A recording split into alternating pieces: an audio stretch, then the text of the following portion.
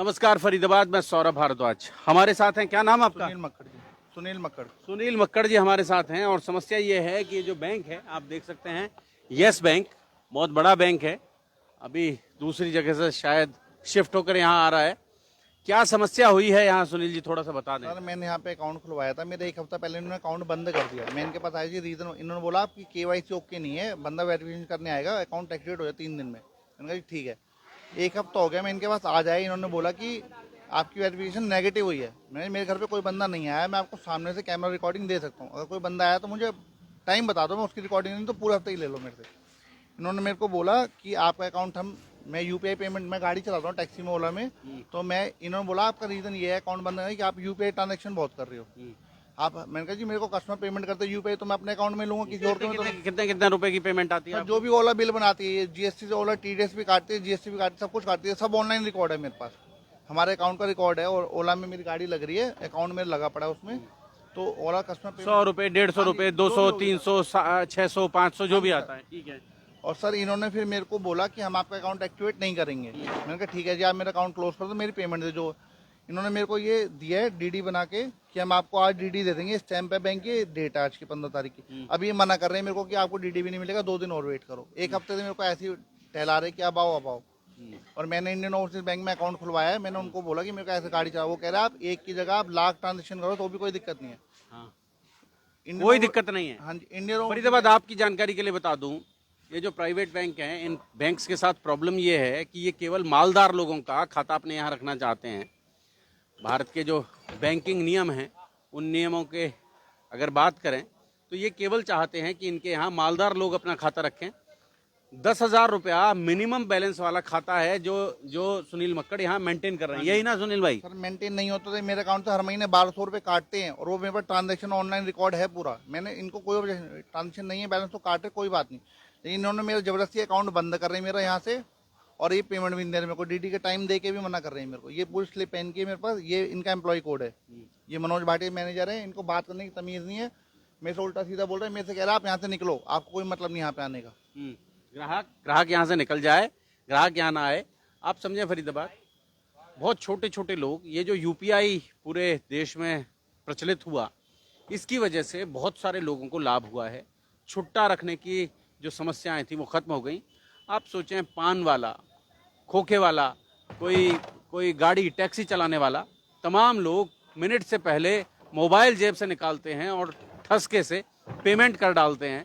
10-10 रुपए की जो सिगरेट लेते हैं, 10 रुपए की पेमेंट भी यूपीआई से होती है।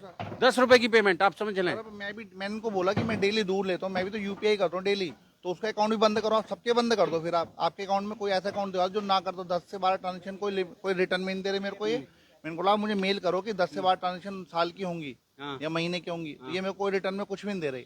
ये मेरे से कह रहे हैं आप जाओ, आपका अकाउंट हम एक्टिवेट ही नहीं करेंगे।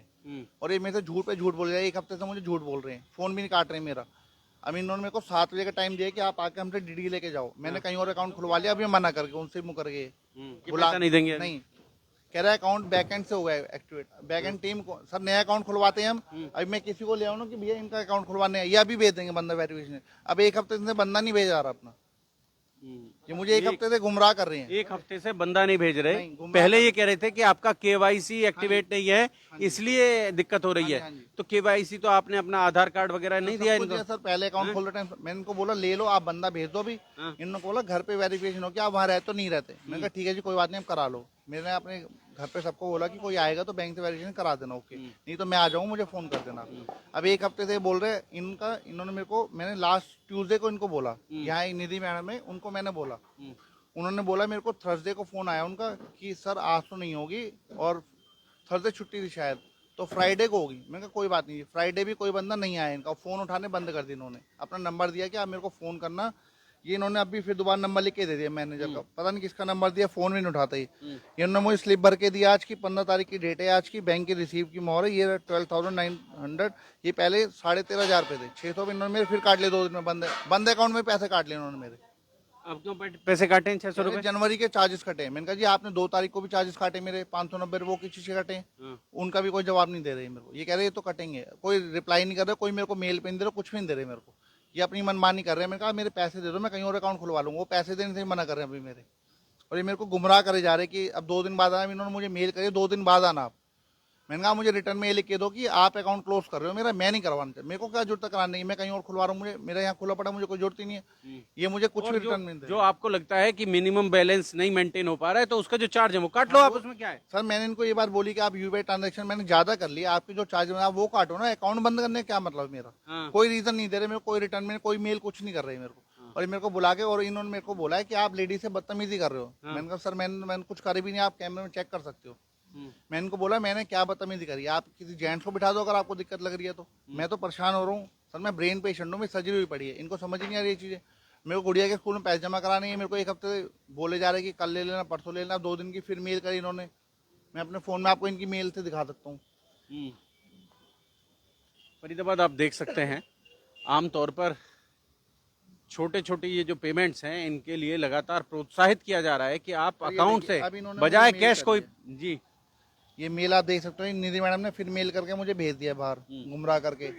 और मुझे नहीं लगता है 2 दिन बाद भी देंगे। मैंने कहा ये रिटर्न में दे दो, 2 दिन बाद मेरे को डीडी दे दोगे। इन्होंने सुबह भी नहीं दी मेरे को ये चीज और अब भी नहीं दे रहे। ये फिर मेल करके इन्होंने भेज दिया और मैनेजर तो मेल कर ही नहीं रहे। मैंने उनको बोला आप मेरे को ये लिख के दो कि आप मेरा अकाउंट क्लोज करो, मैं कराना नहीं चाहता। कुछ रिटर्न में कुछ भी नहीं दे रहे। ये देखिए मेल में खाली ये लिख के दिया कि मैं इनको रिक्वेस्ट दे रहा हूँ कि मेरा अकाउंट ये बंद करें। तो आपने कोई रिटर्न में दिया इनको तो लिख के? इन्होंने मुझसे लिया है सुबह कि आपको हम डीडी देंगे, आप रिटर्न में दे दो। मैंने कहा ठीक है जी। अब ये इन्होंने मेरे को स्लिप दे दी काट के। अब डीडी लेने आया हूं मैं तो इन्होंने मना कर दिया मुझे।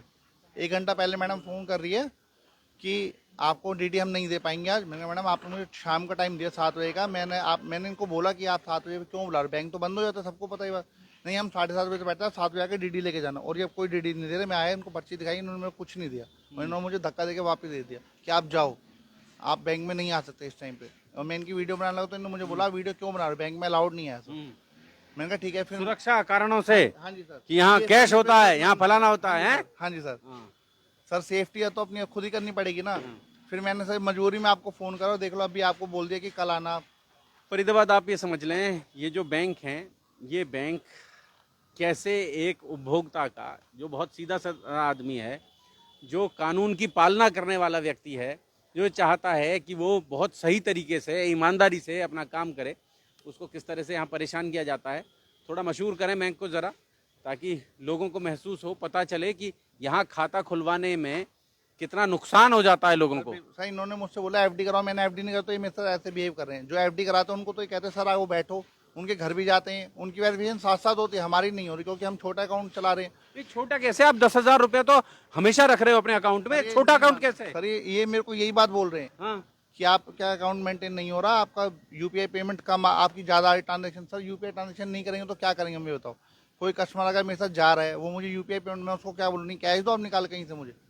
सर किसी पे कैश नहीं होता आज के डेट में। मोदी जी कह रहे हैं यूपीआई चलाओ और ये यूपीआई के लिए मना कर रहे हैं मेरे को, और रिटर्न में भी नहीं दे रहे हैं कुछ भी मेरे को। तो फरीदाबाद आप समझ लें कैसे कैसे मोदी जी कह रहे हैं यूपीआई को यस, लेकिन यस बैंक कह रहा है यूपीआई को नो। आप समझ लें। जोड़ेंगे आपको शहर की ऐसी और महत्वपूर्ण खबरों के साथ। बहुत बहुत धन्यवाद।